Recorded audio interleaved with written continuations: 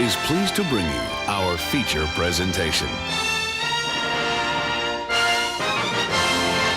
To return some videotapes. To return some videotapes. To return some videotapes. To return some videotapes. To return some videotapes. Videotapes.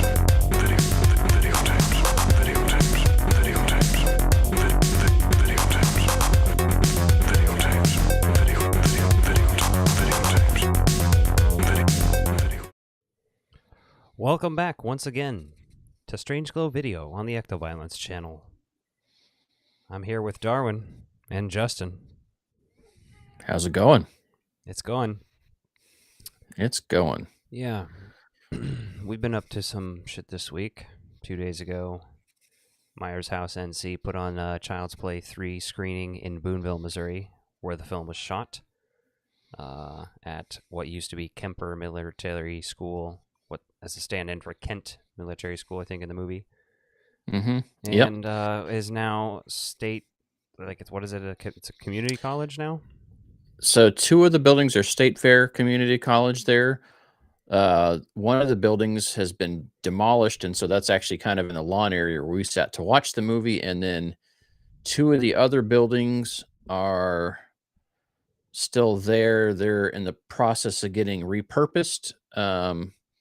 So I think one of them was going to be updated to be apartments, and one of them was going to be senior living, something along those lines, or like state assisted housing. So pretty cool that those are going to be places you can actually live, which makes that event even more unique because this is the first time, to anyone's knowledge, that they've ever screened the movie there on site.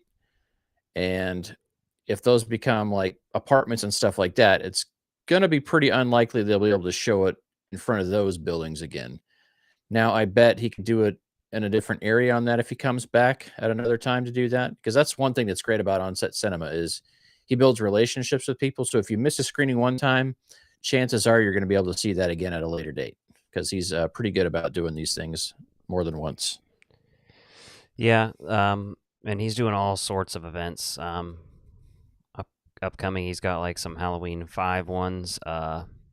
He's doing a Scream one that I was looking into. I was like, it'd be pretty cool to just, wouldn't cost much to fly out to one of these.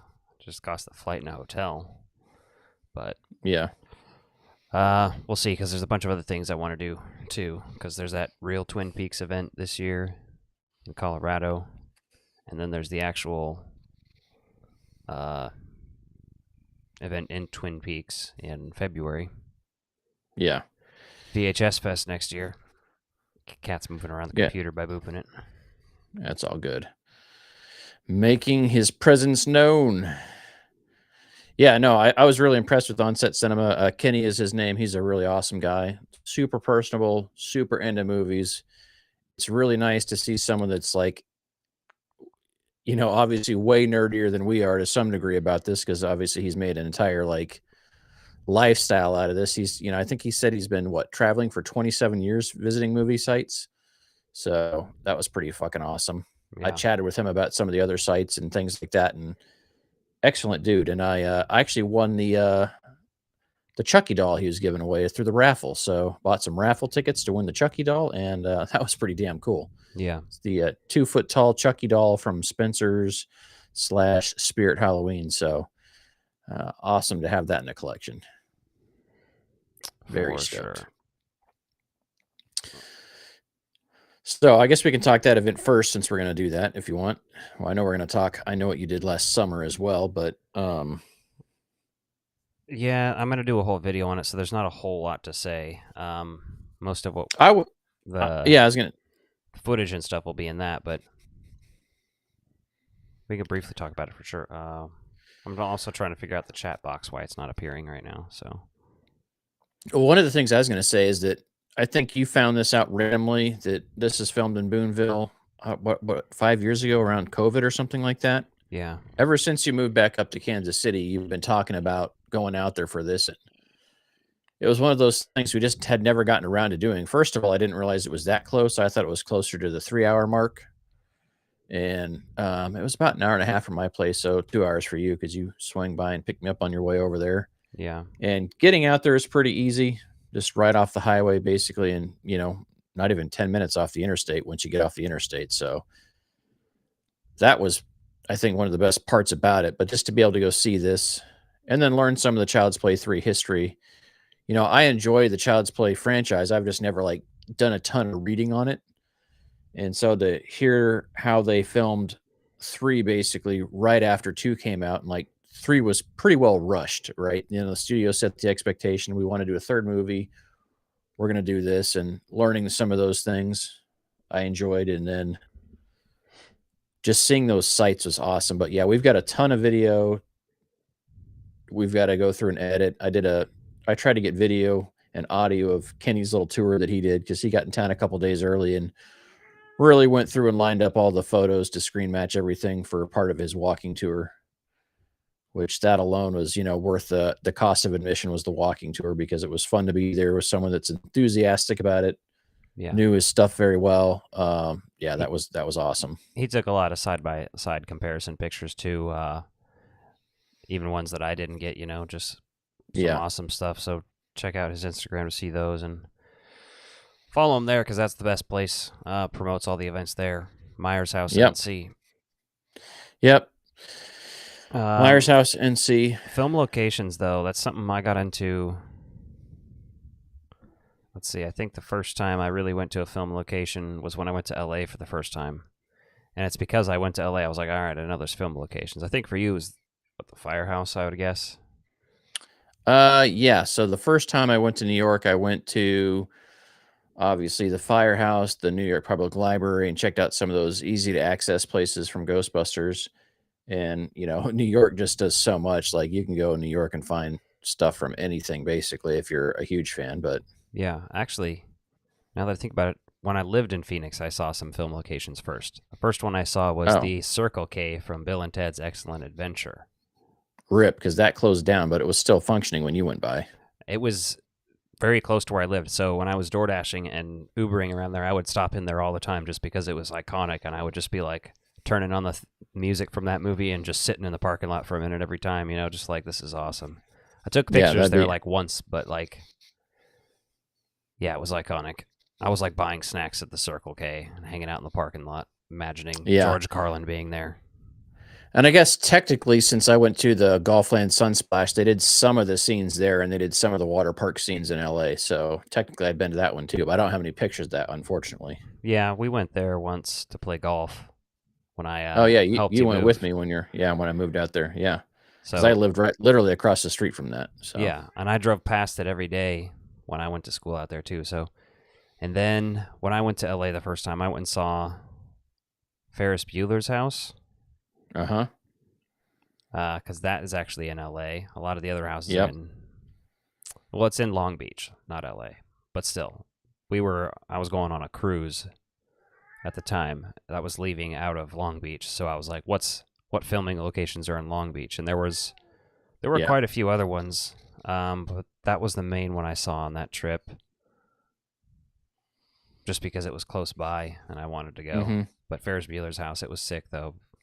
I stood outside and was just like, I watched that movie so many times growing up. It was just like the house pretty much looked the same. Like the fence was still there. Rooney peeks over and all that shit. Yeah, I love film houses that like people like keep the integrity of to kind of match the movie. Just because that's historical to some degree, right? When you're doing that, I get doing your own thing with the inside, but if you got something famous on the outside, if it was me, I would definitely keep it looking like the movie just for posterity. Even if it required repainting, I just repaint it the same. Yeah. So, then when we went to LA, I also looked up a bunch of locations. There were a couple we didn't go to, but we did go to and have breakfast at Pat and Lorraine's from Reservoir Dogs, because that was huge. That was cool. Our friend Tony was with us, and he's my friend that really showed me Quentin Tarantino's films to begin with. So being able to go there and have a meal with him, that was pretty iconic. That's what I mean. Like, yeah. I even like played the fucking song from the soundtrack when we were leaving. Yeah. That was fun. What else did we do out there? I think that same day we also saw Nancy's House from A Nightmare on Elm Street. Yep, and we also saw Marty McFly's house. And I'm disappointed though because apparently there's a ton of houses by Marty McFly's house, according to our friend Jim Smith, and he was like, "Man, you didn't go to these places." Like, shit, I didn't realize those were all that close. Well, yeah, the Burger King is out there too, somewhere. I would have liked to go to a bunch of those. Those are on the list eventually because I'll be back out there sometime, I'm sure. Yeah, I think that was the big piece there was figuring that out. You know, like knowing what we know now about doing travel sites, because that was our first big trip that we did. And we saw a good amount of sites there. Obviously, we went and saw the LA Firehouse from Ghostbusters where they did the interior shots over there on Skid Row. We saw the Biltmore Hotel. We screen matched some places, you know, where they filmed some of Ghostbusters 2 out there. So yeah, well, not at the Biltmore. It was like, you know, the old lobby was where they did Beverly Hills Cop, Beverly Hills it? Cop and Splash had scenes there with John Candy and Tom Yep. Hanks. They used it in all sorts of shows, like in the last few years, even like all those kind of like cop detective shows. Yeah. The ballroom was also used in Pretty in Pink for the prom scene. Mm-hmm. And the Independence Day building that gets destroyed in LA, I guess it was a bank building, I think. It was like right up the street from us, the perfect view of that thing. It was like literally maybe a block away. Mm-hmm. Yeah, so we did pretty good considering we were there. That was a very... That's not even it. We did that was Nakatomi Plaza, which is, I guess, Fox Plaza now, you know, actually. Yeah. Trying to think. Fox Plaza was the last one we hit after. Did we do that after we did all the driving through Mulholland Drive, or did we do the driving? Yeah, we did. After we left there. Man, I wish we would have driven by the Lost Highway house, because that's probably up there somewhere. Which is where David Lynch lived, I guess, actually. It was one of his houses. I think he owned 2 houses next to each other. That's awesome. Then what else have we done? We did Twister in Iowa when we went up there to do the Movies pop-up event. Yeah, we did. There's Twister Hill, which they formed a scene on there where basically Bill confesses, you know, that he's always going to be there for Joe, and you know, look at what you got right in front of you. Me. Yeah. So we did Twister Hill, and then we went to the farmhouse at the end of the movie, which is awesome. Yeah. So we got those, and then what was that, a month later or so, we did all the... It was like a month or two. Yeah, we did the Oklahoma sites, as many as we could figure out, essentially, for the 25th anniversary of Twister. We did quite a few. You did a really good job mapping all that out, because I looked at other people's YouTube videos, other like IMDb, like all sorts of sources, which is what I did for Ghostbusters as well, and all the other ones, because we did that in New York City that year also, I think, actually, later that year. Or was it the next year? No, it was that year, 2021, right? Yeah, 2021 was a pretty big year for us for traveling. So in New York City, we saw a bunch of the Ghostbuster sites, obviously all the iconic ones, like the Firehouse, the Ghostbusters 2 museum. We saw Raise a Cult. We saw Dana's apartment in the church, where Central Park, that shit happened with Lewis. Am I missing anything on that first trip? The fountain. Yeah, the fountain right down there where Stay Puft comes marching down and Lewis is talking to the horse. Yeah, no, there's a lot of sites that we saw there, and just being in New York in general. So probably... Oh, we also saw Columbia University, which they also did, you know, a bunch of Spider-Man there, and the New York Public Library, which also had Spider-Man, and Day After Tomorrow shot there. I mean, so much stuff. And then the next time we went back, we saw a couple sites from Frozen Empire. I think 2 of them. One from just where the shoes were. And one that was just a trailer shot, didn't actually wind up making the cut of the film, but it was still worth seeing because, you know, as diehard fans, like, we watched that trailer a lot, really hyping ourselves up. So, oh yeah. And then we saw where the sewer dragon chased there was as well. Yep. Yeah, we did. What else have you done? Is that it? I'm not 100% sure. Because I've got a handful of other ones on there. So when I was in San Diego, I was at the Kansas City barbecue, and they filmed some scenes from Top Gun out there. The bar scenes at the end of the film were shot there. So I've been there. Trying to think. I just was in Oklahoma and I did some sites from Twisters, and then I also drove through Tulsa to see a couple of sites from. Why am I drawing a blank on the name of that? You know what I'm talking about. Well, when we were kids, we also went to the Close Encounters filming location. Yes. I don't remember that, but I know I went, and I would like to go back. Like, that's one of the few places I would like to go back and camp. I would like to glamp there with like a camper and like watch Close Encounters out there. Yeah, no, that's on my list. No, from The Outsiders. I saw The Outsiders housed in Tulsa. There's a museum there. And then there's a drive-in theater that they shot at that's pretty close to there that I went and viewed too. We've also seen where they shot Psycho on the Universal lot. Oh, yeah. And countless other things like The Grinch and, yeah, Lord the knows how much Universal has been lot shot tour. there. So, but yeah, really just the actual sets that are still there kind of count more than anything. Like the Psycho stuff, like that's still yeah.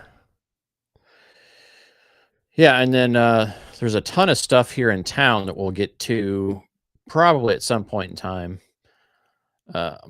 Like there's some shit that some people don't care about, but being from Kansas City, I find interesting. Prime one being they did a little bit of exterior shots from The Last of Us season 1 out here, where they had an episode where they passed through Kansas City. So they did that, which is pretty easy to get to. So I'll probably go get some pictures and stuff of that soon. And then they're filming Ted Lasso season 4 here in Kansas City right now, and so they're actually shooting at a couple of different places. So we'll kind of do the tours of those around there and kind of show you what that looks like when it's not, being dolled up for a film. And then over in Independence, on the Independence Square, there's actually a really cool locally owned movie theater over there, but that's where they filmed the Hallmark Chiefs movie. So that was interesting. Just being at that, having been in that area a ton just for work and other things. They do a big, fall event down in that square every year called Santa Calagon Days. They did. And then there's some other stuff. Like there's been a decent amount of things filmed here locally that you can go check out. So it's just like nothing huge. I would say Ted Lasso is going to be the biggest thing that'll have been filmed here in a while, just because it's going to be so iconic for viewership count. So, I mean, like Last of Us had a pretty big audience, but I feel like, some of those exteriors were only shot here. I feel like all the actual in towns that was done elsewhere, but it was like highway shots and exteriors, just kind of like showing that you're actually in Kansas City. So if you saw it and you recognize it, you're like, oh, okay. Then I've got a whole list of places I want to see at St. Louis from different films. So,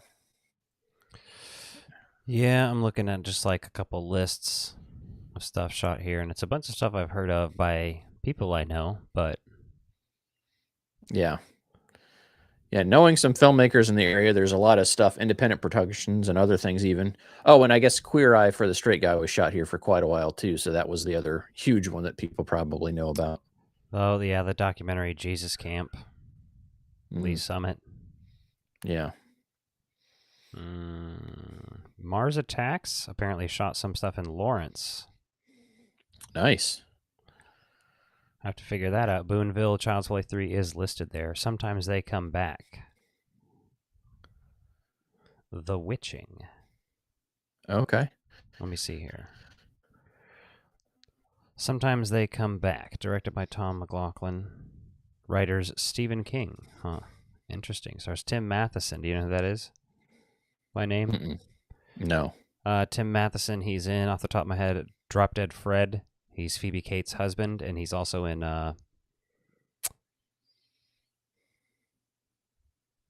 Black Sheep. That's where you'll know him from. He's okay. He's the brother. Oh, the older brother. Okay. Yeah. Yep. Okay. Cool. And then, we'll have to check out the Lawrence spots. The Witching. A family finds that the refrigerator in their kitchen is a gateway to hell, and they must battle a witch. 1993. I'm down for it. Yeah, I just love seeing all these film sites, man. It's just like, to me, like some people want to go see places, but I just love movies so much. You do too. That, like, to me, it's like worth it. Like when you're going on vacation somewhere, like what's nearby that you can check out? Carnival of Souls, the 1962, was shot Really? partially in Lawrence, Kansas. Interesting. Because that could be interesting. Do Mars Attacks and that Mars. Yeah, that's some fun stuff. So the couple of ones that I want to do out in St. Louis, obviously, is huge fans of planes, trains, and automobiles, and we're Jason Reitman fans. So he shot Up in the Air, was mostly shot in St. Louis, and then that's the St. Louis airport that's seen in both of those films. So that's an easy one to check out. And I want to say, was it Escape from New York? Some of that was shot in St. Louis as well. So there's some sites down there you can go kind of see that still look like they do nowadays. Yeah. Which is always fascinating when other cities sub in for New York, because you know how expensive it is to shoot in New York. So I like that there's stuff like that that's nearby. Interesting. Yeah. It seems like not just Lawrence, Kansas. There were more than that filmed for Mars Attacks. So that's interesting. Didn't know that. Nice. Yeah, so I love this stuff. So if you got any cool sites nearby, you know, reach out, let us know, because like there's some other ones in Iowa I want to go check out that are close. Obviously, Children of the Corn is one that we could go check out sometime, and then Field of Dreams. Like I'm not the craziest nut job for Field of Dreams, but I'd still like to go see it just because I like to see movie locations. Right? They still have the ball field there and everything. And then I remember when I was a kid, our great grandparents lived in Iowa. We had two sets of great grandparents that were still alive when we were growing up, and they filmed a movie called The Bridges of Madison County, which are like these old wooden bridges. And a ton of those were actually, I've been by a ton of those. Because when they filmed that movie there, one summer I went up there and stayed with our great grandparents, and you know, they're talking about that, and like we drove through that county and drove through and drove over and past a number of those bridges that we could go by. So Man, I'm kind of disappointed we didn't go to that Children of the Corn event now, because I'm that was a looking good at event. how far away it is. What is it? 3 hours? Maybe 4. Okay. So I guess it's a little further. I thought it was like 2.5, but it's in the other direction near the Nebraska border in 2 cities. Okay. It's closer to Lincoln, honestly. Oh, okay. I'm good with that. 274 miles, it says. Yeah, I would like to make a Children of the Corn trip. Yeah, we should do that. That should be a summer trip, or maybe even a fall trip and go camping up there. Be wild. Yeah, so that's we'll get into the nitty-gritty on the Child's Play 3, but lots of times a movie is like films exteriors at a place and does interiors somewhere else. And what did we account for? Like the first 2/3 to 3/4 of this movie was all on site here, basically in Boonville at the military school. Other than the fair scenes and the obvious stages there. Yeah. The Like sound stage at the pretty much all shot there, which is crazy. Like even the interiors of the school were mostly there. Yeah. They just used everything there on site, which is a great way to do things too. I think that really adds a level of authenticity to it. Well, it feels cooler when you're there too. You feel like, man, in another universe, Chucky is literally running around the grounds here doing shit. It's awesome. I think one of the most amazing things out of the entire trip was the picture that you took of the 2 buildings juxtapositioned together with that same scene on the inflatable screen. Like I did not get that shot, and the fact that you got that shot, I was like, "Fuck yeah!" I'm glad he got that, because that was beautiful. You were pulling up your camera and you were getting his shot, but you weren't including the screen, and I thought you were. No, I was, and I was like, "Oh, I should get that shot too." The screen is coming up. Yeah. I didn't know it was. I just like. He started chanting, and I was just like sucked into the movie. I was forgetting about trying to take a picture. Yeah, no, I totally get you, and like that was on me. It was like, oh man, I should have done that, but I saw a couple other people try to take it, but I think my picture ended up being better. Yours was on the fucking money. Like unless someone like videotaped that and then like got a freeze frame somewhere else, I don't think anyone got anything better than that, because we were in a really good spot to see the 2 buildings and basically replicate that as best we could from where we were sitting. That was literally a perfect location to watch that movie. And I've not watched a film movie in its film location like this before. No. I mean, we probably watched clips of Ghostbusters when we stayed at the Biltmore, but we didn't just sit there and watch the movie in the hotel. No, and the closest thing I would say is that you remember that camping trip, but like not very well. So when we went to Devil's Tower, the campsite we played on had like nightly screenings of Close Encounters of the Third Kind Oh because my it's so God. iconic. And so like they had that playing on the outdoor theater. They had a little setup where you could go watch that basically. I was gonna say that's what And this guy should almost do is set up an event for that. I would go to yeah, that. I think they do that already, so it's probably tough for him to do that. Well, if So they and do it already, still, yeah, then it's not really. I mean, if you're getting there with other diehard fans, then maybe because, like, some people might just like, "Oh, that's cool, that was made here." But, um, yeah, we've seen a number of sites, so that's pretty awesome. I love those accidental ones that you're like, "Oh yeah, we're going here because it's a national monument," but Yeah, I'd love to get involved with him in this stuff some way more in the future. Just go to more of the events if nothing else, just because it's fun. If I ever have yeah, the that's what I was means. thinking. Yeah, just to travel like and do those things because some of those are just awesome. Well, And it's then it's cooler when you have more people there that can appreciate it too. Like everybody's there doing the same thing, so even if you don't want to talk to people, you don't have to or anything. But like you can also. well, you're there for an experience, and so I think that's one of the best parts of it. And then the only other thing I would do different is I would get there way earlier. And we had stuff going on, you had stuff going on, so it wasn't a big Traffic deal. But fucked us up. There was a section of the highway closed. We planned on getting there 30 minutes early just so we could get all of our footage and stuff yeah, done and then just experience the event and, take some more photos and stuff here and there. but I mean, even being down there like a day or two early, because Kenny went into an antique store down there and found some like postcards from when like that was actually an operating military school, and he's like, "There's still a couple of them left in there," and I'm like, "They're closed by now." So Right. if I'm out that way, yeah, I'll stop in and get one. But uh, that was pretty cool. Yeah. So there's also, before we get into I Know What You Did Last Summer, there's a couple trailers that came out this week. The Stranger Things 5 trailer, Mm-hmm. or I guess teaser, whatever they want to call it. I don't know. I Yeah. can't even, I didn't watch it before we recorded this again, but Yeah, I watched it looks once. pretty awesome. Yeah, I'm hoping they do right by all this. There's rumors going around about the episode runtime, I guess. They said they're basically doing a movie every episode, bro. Yeah, that's what they've said, but they said some of the runtimes aren't accurate. I'm like, well, yeah, you're probably still editing up until the last minute, so Yeah. I'm not I worried about that. imagine, yeah, like I don't care if they're 15 or 20 minutes off. I mean, I think the longest episode so far was like 2 hours and 17 minutes or something. So I'm expecting these to be long, which makes sense Wasn't why they're releasing them in parts because 2 hours each, man, that's a long binge watch. Yeah, it's going to be, I'm looking forward to it. And I appreciate it that you get to binge a little bit, then you get a break, and then you get to binge a little bit more, I think. Mm-hmm. Yeah. And then you get the finale. Is that right? There's 2 sessions of episodes, and then the finale is separate. Yep. The I think it's something series like that. finale is its own episode. So, Or maybe it's like we get a chunk of episodes, and then we get one more episode and one more episode. I don't know. I can't remember, but it's something. So you're not blowing your load all at once. I don't mind that. with as long as these are, because I saw a post earlier, someone like comparing like X Files original run to this and like the number of years and the number of episodes, and I'm like, well, this isn't like that. Like filmmaking is completely different. This series is insanely post production heavy.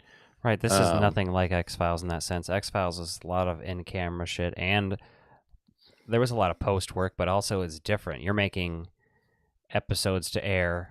Like it's just the cycle of production is completely different. It's like they get a certain amount of time off after they finish producing the episodes, and then they get back to work on writing the episodes before the actors do anything. And then once that's done, they worry about Mhm. filming them and then editing while they start to get the first episode ready, and they're editing throughout the whole season and finishing up. Yeah, it's a whole process, especially the way TV used to be right That's now. not how they do Stranger Things now. No, You know what I they mean? They'll haven't. shoot Like, it all at once, and then I'm sure as they shoot stuff, they are sending that footage away to people and stuff, but just so they can get it done and whatnot. But Well, yeah, I I'm don't sure know. you're I gonna. don't. Yeah, I don't want to overthink the hype of it. Like, I'm very excited for this, but we knew this is going to be a very long wait, and so like at this Yeah. point, I'm very comfortable waiting it till the end of the year for this. But I am excited about it. I haven't decided when I'm going to start the full series rewatch though, to go start to finish. I'm thinking I'm gonna do it in September, just so just some You have spooky time to vibes. space it out. Yeah. Yeah, and that's that we might do that too, and that way just watch one episode at a time that way or whatever, and not be in a rush. 'Cause Yeah. what other trailers did you see? Mortal Kombat 2. Yeah, I saw that. So that's interesting because this looks like it's actually the tournament. So this is where you would expect it's almost going the route that Twisted Metal has done, right? The first one's kind of a prequel to everything, and then the second season / second movie is going to be like everything we come to know and expect in these properties. Yeah. So, and I'm good with that because, like, I enjoyed Mortal Kombat. I didn't think it was a perfect movie, but I didn't think it was terrible by any means. So I rewatched it the other night actually because I watched this trailer Okay. and I was like, oh, that was pretty good. Maybe I'll check out that other one again because I only watched it that one time. Yeah. And there are elements of it that I really like and stuff, but there are also elements that I really dislike that I forgot about. Okay. For fair. example, just a couple quick things. The first one, how they all achieve their powers. I feel like they just wanted an explanation for this.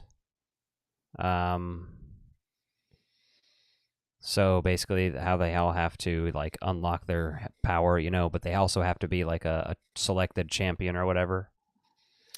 Yeah, that was. You can kill somebody and take their champion tattoo, which they're like born with, which is what Kano did, which is why he has a tattoo. Sonya doesn't have a tattoo throughout until she kills Melina? I can't remember. Yeah, she killed somebody and got his. So the guy who played Kano did a pretty decent job. He was funny. I wish they would be giving him his metal eye already instead of just a laser eye. Like, it's really not that hard. The first movie mastered it, and it was just a practical effect, dude. It was nothing. Yeah. And it yeah, looked didn't great. need to be anything. Didn't need to be anything beyond that. Just do that again. The guy who did Liu Kang was awesome. Jax was good. Jade was in the trailer, bald. That pisses people off. Quan Chi is going to be in this, which is cool. I don't think they showed him in the trailer. Yeah. Shang Tsung is back. Raiden, Noob Saibot. Noob Saibot fighting Scorpion in Hell was in the trailer. That looked pretty interesting. Yeah, and then obviously Scorpion's like family lineage is the fighter that was the new character in the first movie, so he's back. But I don't know to what degree his story arc will be because the trailer was very focused on Johnny Cage. It was very heavy on that. What did you think Keith Urban is in that role? Carl Urban. Oh, Carl Urban. That's what I meant. Yeah, sorry. Yeah, Keith Not Urban the country singer. Yeah. Well, he's great. I don't know if you remember, but he was Éomer in the Lord of the Rings movies. Yeah. He was Leonard McCoy in the Star Trek movies. He was in Ghost Ship. Mm-hmm. What else is he in? He's been in some stuff, but the thing is, he is a little old of a choice to play Johnny Cage. But, that's fine also, because Mortal Kombat, what was it, 11 or something? That has a really good storyline where it kind of takes place 20 years after the original Mortal Kombat, and Johnny Cage is older. But he has a daughter and that stuff, too, with Sonya already. So it's... Yeah. I mean, he's a 53-year-old guy. He's a little old for if you're this early in the story. I don't want to see this guy hitting on Sonya Blade necessarily. Although, let's see how old that actor is. Maybe she just looks really good and he looks haggard. Could be. Yeah, Right. I think... Doesn't have her age, but either way. He looks good, honestly. I'm fine with it. It looks funny to me. Yeah. I mean, the only thing, and it doesn't even matter, is that not quite there on the one-for-one look. Some of the characters, they try to get that look down, but I feel like this one, they kind of took some liberties, which not a big deal. They always fucking do that. But Johnny Cage, that one of those scenes, he's wearing an exact outfit. It's just from one of the more modern games. So if you haven't been playing them constantly, there are plenty of things from the new and old Mortal Kombat games here, and that's what to consider. Like even stuff that doesn't look like it's, typical Mortal Kombat to you and me, because we grew up playing different games than kids are playing these days, and I haven't played like the last Mortal Kombat game that just came out, Mortal Kombat 1. I have not played that. I have 11 in the expanded edition of that on the Switch, but I haven't played that a ton. Just, I played that a lot when I got it, but I haven't played it recently. So I loved like Mortal Kombat 9 was one of my favorites. That one was so good. Like Yeah. did an alternate timeline thing and let you replay 1 through 3 essentially. Yeah, Nice. Baraka's going to be in this one. Kung Lao's coming Mhm. back as a Revenant, which is pretty interesting because he was also in. The Revenant characters were in, what was that, Deception? Mortal Kombat Deception? I think Liu Kang's a zombie in that one since he died in Deadly Alliance. Oh, okay. So you can play him as a zombie in that game. This is pretty cool. Yeah, it looks like and they've got some pretty good stuff from like Shao a Kahn mix looks of the games. sick. Yeah, he looked good. So, and his voice sounded good. I heard him say "fight," and it sounded like the fucking video game. And I know the Scorpion "Get Over Here" was directly from the game, which is reminiscent of the first movie where Ed Boon voiced him again, because Ed Boon did that voice in the game. Nice. Yeah, I love some of that kind of Easter egg stuff there. So I'm excited about that. What's that? Is that released in October or September? October, which is Isn't like, that I would rather not. I would rather have something actually spooky in October, but it's fine. Whatever. It's gory at least, I guess. I mean, yeah, it's not your traditional horror movie, but either way, I'm excited to see it. So it should be fun to go and see that. Yep. I've been. I'm gonna try to hunt down Mortal Kombat Conquest on DVD. It is a rare DVD to find, though.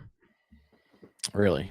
They released it in 2015 in America, the complete series, but it's hard to get your hands on.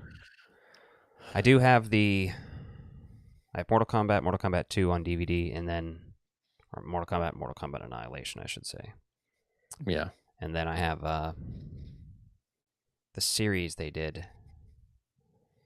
The online series, what was that called? Did you watch that ever? Yeah, where they're like, it's basically like a detective show almost to some degree, but they've got the fighting in it.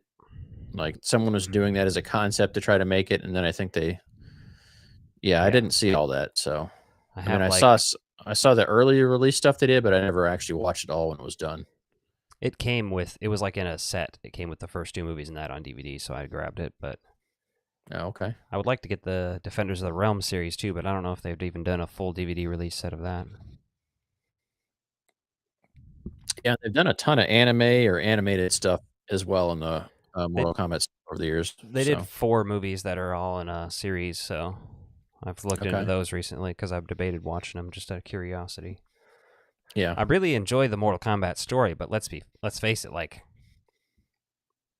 the games, like the first 9 games, I think, are really solid. And after that, it's like, all right, well, we got to continue this story somehow. And I think they did it pretty good. I think instead of Cole Young, they should have had that character be Takeda and be Scorpion's son, who's from 11. Yeah. They should have just done that because they knew everybody hated Cole Young, which is why the focus has shifted completely to Johnny Cage in this movie, as it seems. Which is fine. I don't need Cole Young. They're like, well, we need somebody to explain the universe. No, you don't. Mortal Kombat's existed for 30 fucking years. People understand it. And if they don't, they're not watching the movie. Yeah, I totally agree with that, right? When you look at, it's like Spider-Man, right? They didn't have to do the origin story because we've seen that multiple times. It's like Fantastic Four. We've seen that multiple times. We don't need to do that. There's enough movies out there where this lore is established enough that the general audience, even people that just generally know pop culture, kind of know the origin stories to some of this stuff. I mean, there's no need to force it into a movie. Going back and looking at the first Mortal Kombat movie, it's pretty fucking good.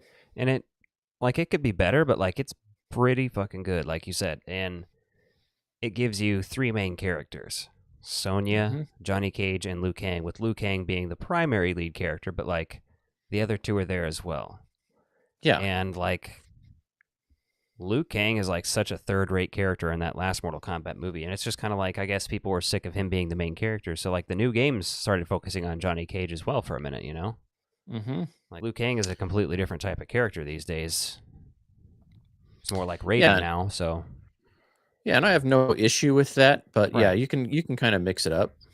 So it's very interesting. I was at one point I was on the Midway game forums and stuff, and like internet forums on video games talking about the release of Mortal Kombat Armageddon, because when that came out, that had every previous Mortal Kombat character on it except, well, they changed Motaro because they couldn't figure out a model for him. because the horse body. So they only gave him 2 legs. They were like, oh, yeah, he's all of a sudden been hit with a curse or something that gives him only 2 legs, because they just were like, there's not enough space in the game to like model the whole thing just for this fucking guy for this. Because they had 50 characters or something, I think. And they had that was my... I was going to say, that was always one of my favorite things about going to the arcade is, you know, like the home video releases didn't always get the crazy updates, but the arcades would always have all the crazy characters. So I remember like going to the arcade and seeing like all the extra ninjas on there. Yeah. You know, and seeing all the extra cyber ninjas on there. It's like, okay, this is awesome. So yeah, it was really fun. I really want to play that game again now. I need to get a PS2 and make it happen. Because I remember Mom taking me to the store. It was when we lived in Mississippi. I had like no friends, so I was like all about Mortal Kombat at the time. Mm-hmm. I was a freshman in high school, you know. Yeah. And what was really depressing is this girl that I thought was like super hot worked there. And Mom took me to buy this game, and I was like, oh shit. Like a geek. She had to like literally ask her, like, is it okay if he gets this rated M game and shit? And I'm like, ah. You're like, you're killing me, Smalls. Yeah, no, I feel that. So, you want to shift gears here? What are we shifting to? I know what you did last summer. All right, let's shift. We're about to spoil this movie, FYI. Spoiler warning. It's in the title, so everybody should be aware, but this is the spoiler review. Yeah, spoiler review. I know what you did last summer. So, full transparency. I watched I Know What You Did Last Summer, the original from 1997. I did not watch I Still Know What You Did Last Summer before I saw this. I just didn't get a chance. What I want you to do sometime is watch I Still Know What You Did Last Summer and then watch Club Dread immediately after. Is Club Dread basically spoofing that? Heavily.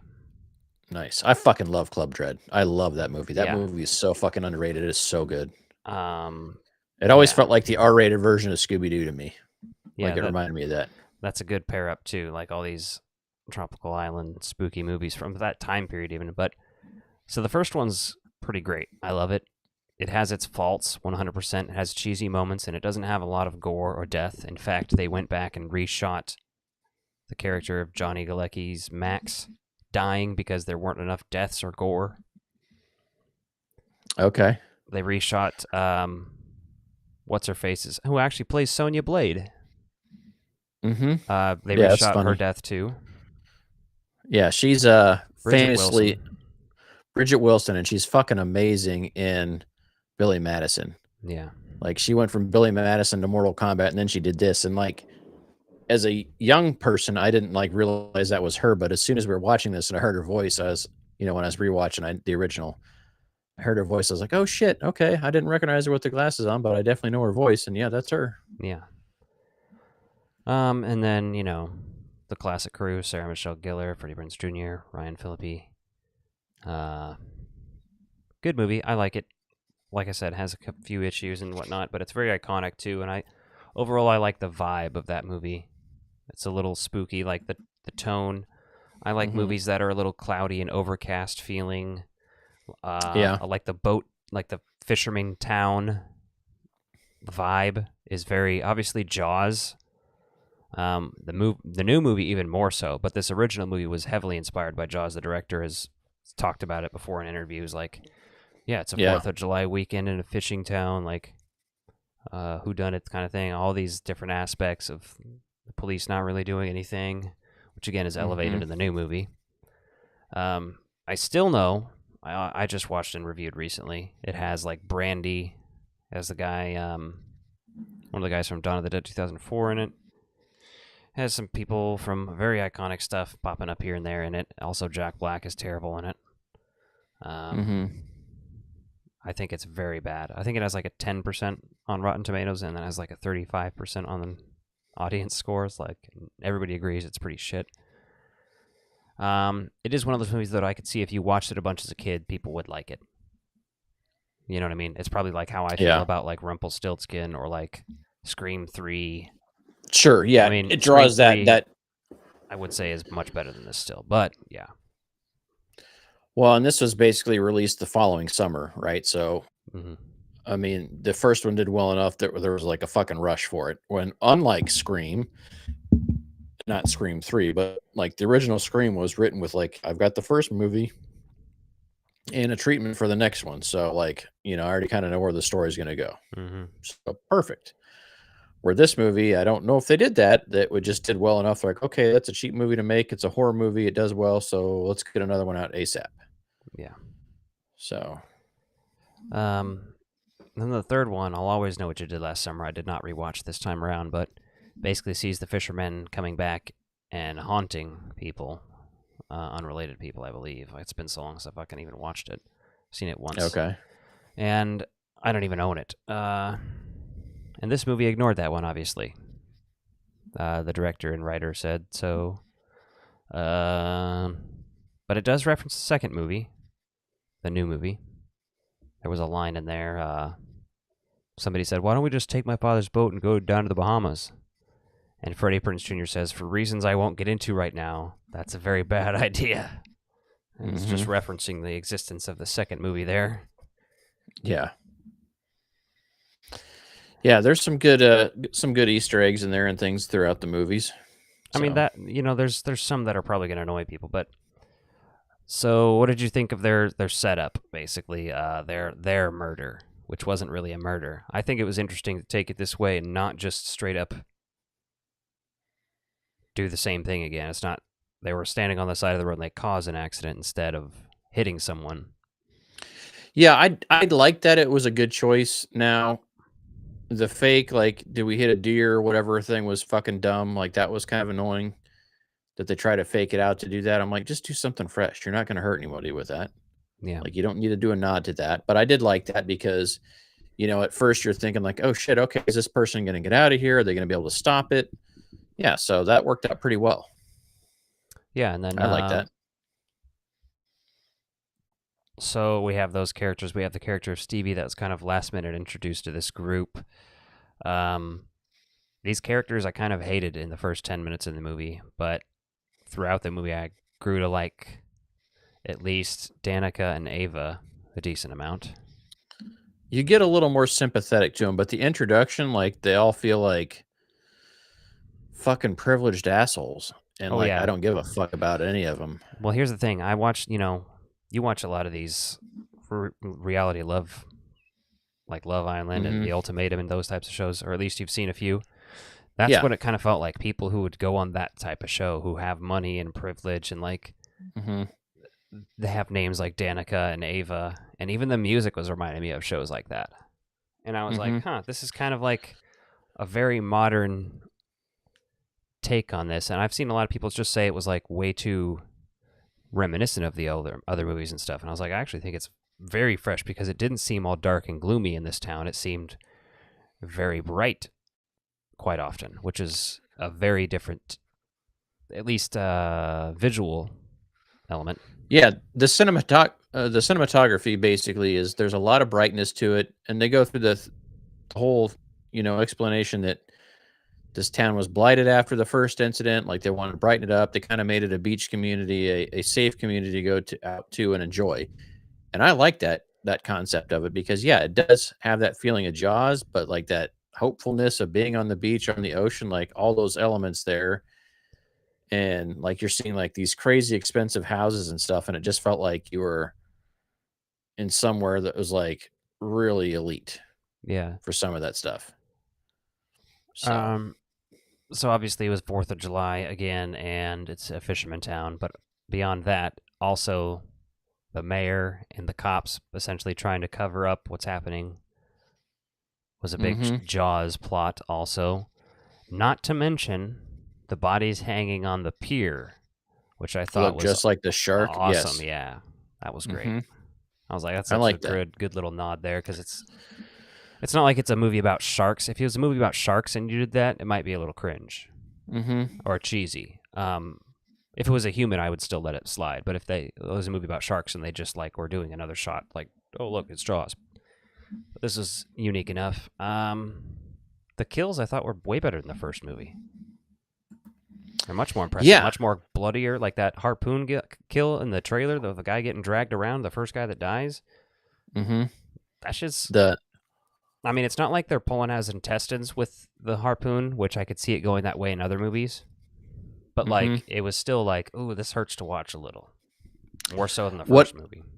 What I liked about that was it felt a little more grounded in reality with some of like the pain and danger aspect ratios, because so many movies people survive shit that they would literally not be fucking up and moving from. I mean, you can argue adrenaline, but in reality, you're not going to be able to move around that much. Like that harpoon, yeah, you might be able to get one of those out of you. And I hadn't seen the trailer for this in a while, so when I went in, I completely forgot about that being in the trailer. So I enjoyed that scene a lot more in the movie because it wasn't on my mind. But the fact that like it wasn't the hook right away, we've got this whole thing with this, On the hook. On the hook wasn't like they get the hook though. I mean, I love that too, but like it's not exactly what you're expecting. So yeah, it made a lot of sense. No, it's very fun. Then we have. I'm trying to recall the deaths, but I can't at this moment. I had notes of them all, but it's not in here right now. Sorry, but the other element in this that was really played up is the Terminator element. The Sarah Connor, like, you're fucking delusional, like nobody believes you. No one believes that you're doing this, and then you get fucking locked up by the police. It kind of had those kind of vibes to me. You also have the Halloween 2018 / Chucky podcaster goes to town element. Yeah, that was one of the ones that I get it. Podcast culture is huge. Obviously, look what we're doing here. But like, you don't have to throw it in every fucking movie. That's the thing. I was like, it's not awful. I've just seen it before. Okay, that's all. Yes. Now they kind of set that up to be a miscue because like here's this new mysterious character. They're doing that with everybody though for this one, kind of, which is what they do with whodunits, Yeah, but the fact that they killed her off pretty early too and made it pretty gruesome, I was good with that. I was like, okay, that's not going to drag out the whole fucking movie because I was worried about that. I was like, if you drag this out and it's the fucking podcaster, I'm just going to be so upset. So, we get all of these characters. They finally start to die. Like, what's his face gets strangled with the rope, and they find his corpse in the back seat, looking all blue and shit. I thought that was fun. What's his face gets killed with his dad. His dad gets that slow hook through the neck, which was pretty sick. Yeah, and so like early on, as I'm sitting there like running the plot through my mind, I'm like, okay, who's like heavily invested in this? Or like, okay, it's the dad trying to protect his son because obviously he covered everything up for them. He doesn't want these other people to get away with it. So there's some good stuff to that because it's misleading. The misleads they had in here were good. Sometimes they're really annoying. And they did a good job of like throwing you off the center, like giving you multiple options. Because throughout this movie, I was kind of thinking, okay. There were some things that bothered me, but I'm forgetting them right now. But if I watched the movie again, I would be able to call it out. But there are some plot elements and things that just don't make sense. Oh, here's one. Stevie, spoiler alert, and Freddie Prinze Jr. are at one point having a conversation together. Like they aren't the killers. And there's no one else around. Yeah. And it was that like they could have a vague there's a way to have that conversation without revealing it to the movie, but also when I watch it back that it doesn't seem like complete horse shit. They did not accomplish that in this scene. That scene is a misdirection that fucking contradicts the rest of the narrative of the movie. Yeah. And that sucks because that scene could have easily been changed or cut to, like you said, they could have just been doing that or having a third person in the room to have that conversation with, so they had to play down the hype. Yeah. So the reveal of Stevie being the killer, I actually did like. I was like, okay, this is different enough. This is unique enough. It's kind of, as people have pointed out, it's kind of like the movie Urban Legend. A little bit did this, but also, I mean, what are you going to do with this movie? I thought it was unique and different enough. I mean, there were some hints and signs at things earlier because the podcast, here's another thing. The podcaster, for example, this gives away the killer. The podcaster sees someone at some point and says like, oh, it's you or something. And then, yeah, she pulls the mask. She pulls the so hood off. Yeah. Then you're thinking, okay, it's either she doesn't know her friends or anything at this point. She knows the one dude. So it has to either be her options for knowing people's faces are Ava, the dude that she was banging, is that Wyatt? I can't remember. There's a couple of different dudes' names. It might not be. It might be the dude that already died, but that guy, Jennifer Love Hewitt, and Freddie Prinze Jr. Yeah. Out of those options, it's clear that like the movie writers weren't going to make Jennifer Love Hewitt the killer. And the reason you start to think, oh, are they really going to make Ray the killer is because in the first movie, up until the climax, they're making it seem like he still might be the killer, maybe, you know? Yeah. She has that moment where she runs away from him in the climax to the hands of the killer. Yeah. Yeah, I think they're doing some callbacks to that, reminiscing to that, and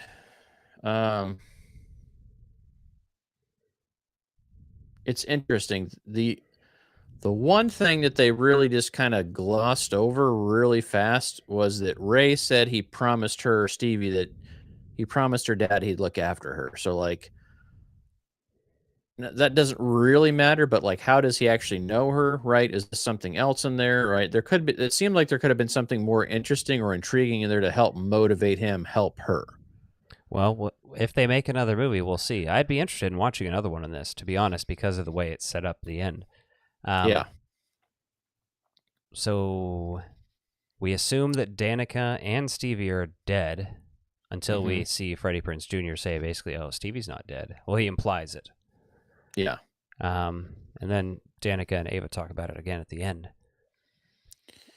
Yeah, basically that he shot her off he shoots her, and so like implying that was planned. Which is fascinating too, because like with the skirmish going on in the boat, like how do you rehearse something like that as the killers, right? But it's one of those things you just have to take it at face value, right? Yeah, you know, there's so much of that in Scream even. Yeah. Like, did they plan to kill Sydney the first time they attacked her? Was she not meant to be the last killer? Were you just going to kill Sydney? Or then did you just start killing other people for fun to keep it going? Like, what's going on there? Or were you going to stop at Sydney? Like, I don't know. Yeah.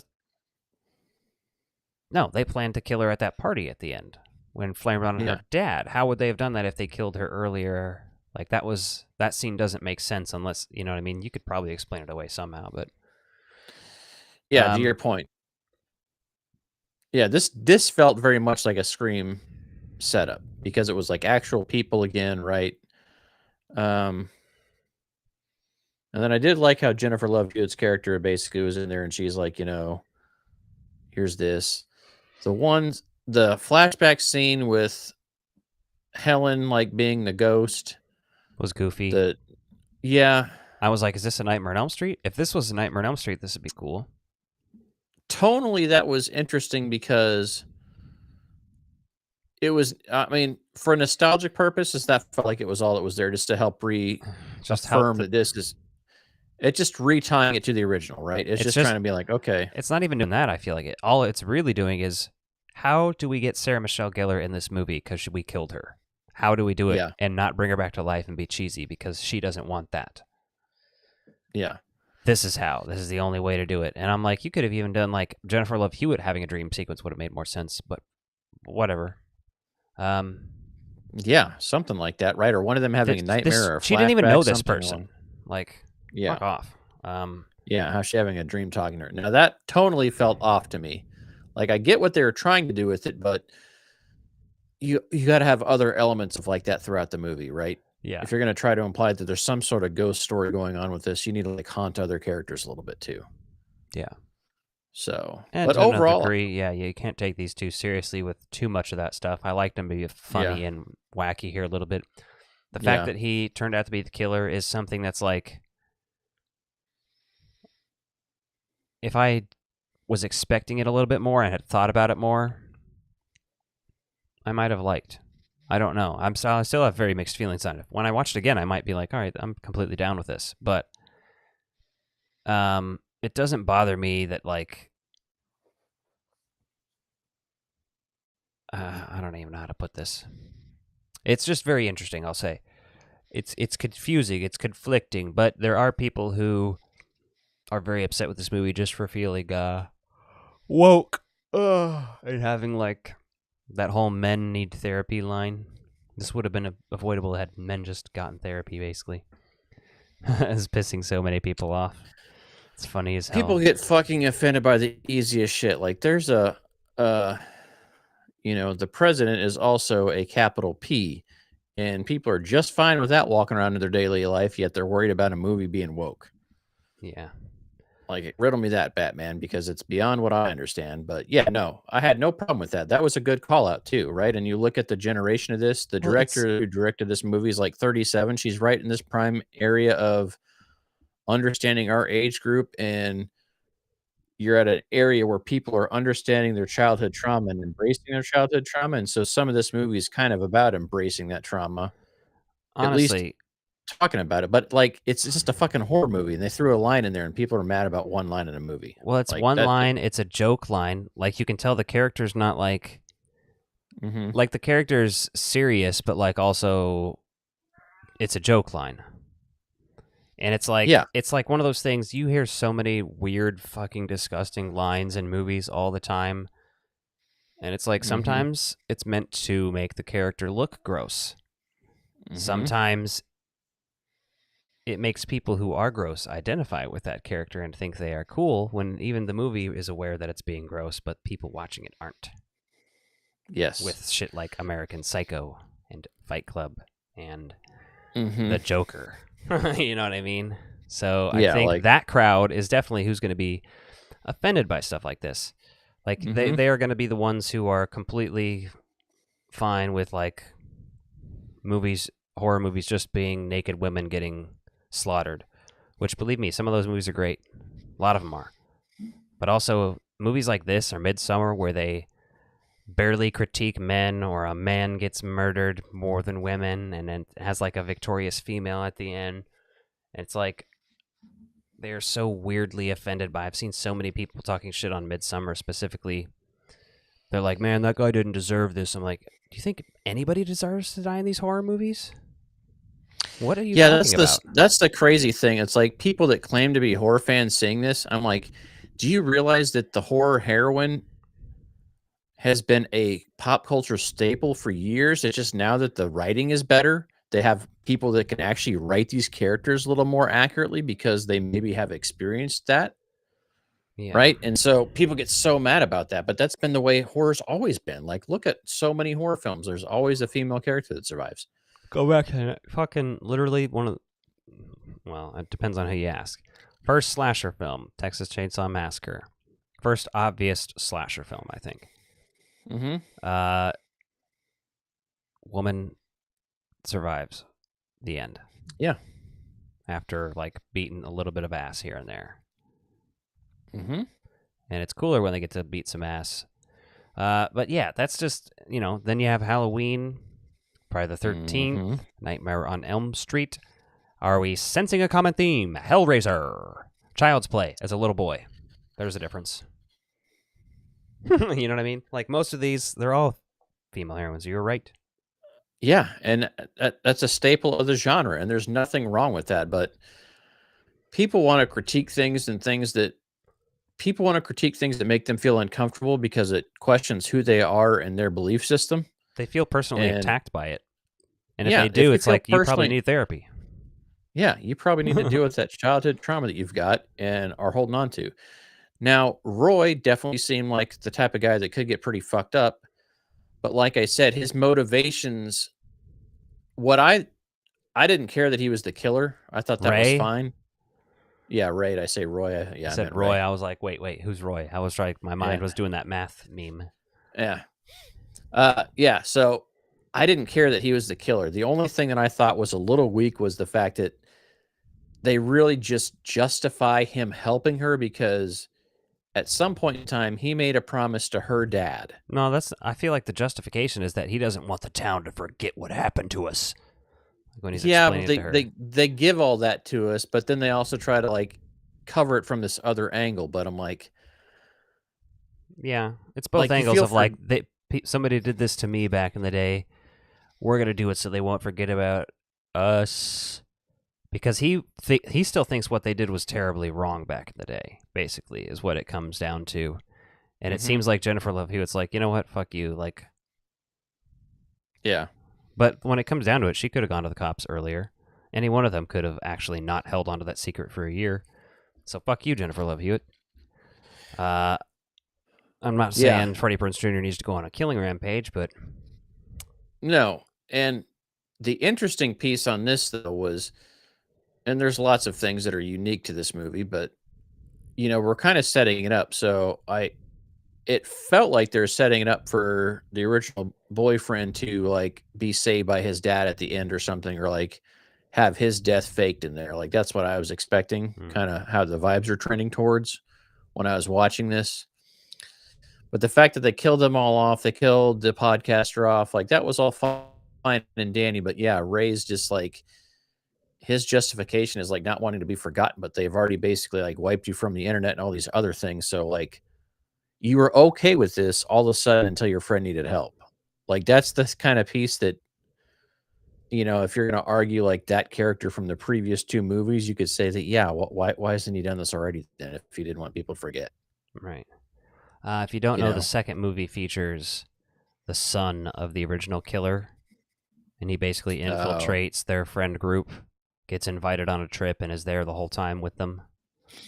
And then at the end, it's revealed that he's the fisherman's son. And then the fisherman tries to like stab Jennifer Love Hewitt or something with the hook and accidentally kills him. And he's been helping. Oh, they imply the fisherman somehow survived. Yeah, he survived the first movie for sure. Interesting. He's been there with his son the whole time, basically killing them. I haven't rewatched that one. So the ending of the first movie, though, you remember it where like the shower thing? Yeah, I still know. Yeah, right. So classic. No, I'm talking about the first one. I know the very first one, the ending of the first one that leads into the second one, but the second one reveals that essentially that's like a dream. Like she's having dreams throughout the whole movie about this thing before that actually starts happening, which is very weird. Sure. Even the trailer for the I Still Know What You Did Last Summer, that's on the I Know What You Did Last Summer VHS, is just alternate footage from the alternate ending of the original movie. It's not in the second movie even. Weird shit. That makes sense. Overall, I do like this movie. Yeah, the post credits. Obviously, that's I Still Know. That's the character Brandy plays. Yep. What's her name? She shows up to her door. Something with a K, yeah. Let's see. Carla, is that it? Let me go down here. Yeah, Carla Wilson, yep. So she shows up there, and they're like, oh, we're going to have to whoop a little ass, basically. And then that's kind of after Ava and Danica have gotten back together and said, "Oh, we got to hunt down and kill Stevie," maybe jokingly. So if they do another movie, seriously, it could be sort of bringing back some legacy characters from the second movie and going forward with that, as well as these new characters, which could be really good if it holds this tone and Well, the fascinating thing you could do with that movie, and it just when I left that movie, I was thinking, oh shit, are they going to have a sequel where these 4 people that were almost killed become killers and have to go hunt down this other person? Yeah, that's a thought I had too. Like, are they all 4 teaming up? Because it felt like Brandy was having the same conversation with Jennifer Love Hewitt as the other two were kind of having, being like they know that she was alive because obviously Jennifer Love Hewitt's character knew that too. So Yeah, we'll have to see. yeah, I mean, I think they set it up. It was written well enough. I think it's doing pretty well at the box office. I anticipate seeing another one here. And as long as they do something fresh again, because the other thing, I just kind of glanced around at some reviews and headlines of reviews, more or less, because I saw them coming out before I saw it. And a lot of people are saying this movie doesn't know if it wants to be a reboot or a remake or like a legacy sequel. And I thought this did a pretty good job of like tying stuff back into these other characters whilst doing something new. So, I I think mean, I think a lot of that is we don't have as much invested into these movies as like we do a Nightmare on Elm Street or a Scream mhm, franchise. that's true. But there's only been 3 movies too. So there's not like insane amounts of like sequels to like pour over right now. Well, I just mean that you and me even don't give that much of a fuck comparatively to the about the first movie in this franchise as much as we do the other ones. Yeah. I probably care more about it than you do. And I would just say that based on I don't know. I just feel like I do. But it's still not like my favorite franchise or anything. It's just like it's got a certain vibe and aesthetic and time tied to it for sure. Yeah, absolutely. And so I care less about the sequel. Like I'm less invested in it being good. Like things that are bad will bother me less in this movie than if a different franchise did shit that was this bad. But I still Yeah, give I it mean, an 8 out of 10.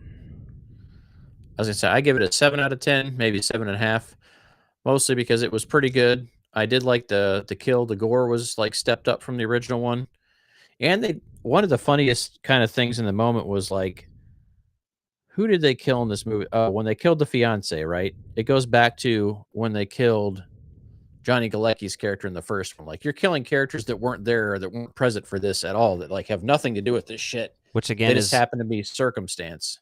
I was going to But you bring got to that up get that. earlier because he's the only character in the first movie that way. The second movie Uh-huh. has a lot more that are just kind of Yeah. like Jack Black is killed. There's a Olga, the housekeeper. There's a bunch of people on that island that are just randomly killed. Yeah. And this one's the same way. It has a bunch of other people that aren't exactly connected killed. The priest is like sort of connected, but I don't think he knows everything. It's not clear. They tried to frame him as the killer at 1.2 for a short minute. Yeah, But they did, and that was interesting. And then they show the photos of like this guy knows nobody, but the church knows him, which seems kind of odd. But she had to, mhm. it was kind of one of those interesting things where the writing just wasn't fully there, but at the same time, it's a horror movie. Like you don't need to go into like a 20-minute expose about this shit. Like it's just kind of like get to the point to some degree, because then you're going to add runtime onto this movie, and the runtime kind of when this movie was kind of wrapping up was kind of when I was like, okay, that's pretty good. I mean, I honestly thought this movie could have cleaned it up a little bit, taken off 10 minutes. That's the thing is that when the Freddie Prinze Jr. shoots Stevie and they're all on the boat, I was like expecting that to be the ending, and I was like good with that. And then they're Hmm. like, just kidding, Freddie Prinze is the killer, and there's more drama. I was like, I could have just done without that, and this movie would have been damn near perfect because you still involved the characters. Yeah. That's not what they wanted to do, though. And I Mm-mm. respect that and whatnot. Not my favorite, but I like this movie a lot more than other people, so. Well, the other thing is they say that Jennifer Love Hewitt's character lives 45 minutes away. And then so she randomly gets that text and then she drives there in time to save her. Like, and so was Ray just going to like let her live? And if she didn't figure it out, right? It's just another one of those what ifs, doesn't really Yeah. matter, but does it? I don't know. Something to ponder. But yeah, 7 out of 10 is what I'd rate it. You said 8 out of 10. Mhm. Yeah, I still like the original better, but Yeah, it's a fun sequel. definitely. I'm gonna be doing a video sometime ranking these, probably releasing tomorrow. So Yeah, it makes me want to watch. Well, I definitely watched the sequel, the second one, and check that out. And I've never seen the direct-to-video. Was that 2006 or something that came out? yeah, I'll always know. Yeah, I might give that a watch just to see, but that's like not directly tied to any of this shit, is it? It is and it's not. Okay, well then, yeah, It's it's like many other horror franchises. I Know What You Did Last Summer now has a choose your own adventure path. Okay, fair enough. So basically, they ignore what happened in that for this one. Yeah, let me see. Yeah, this one.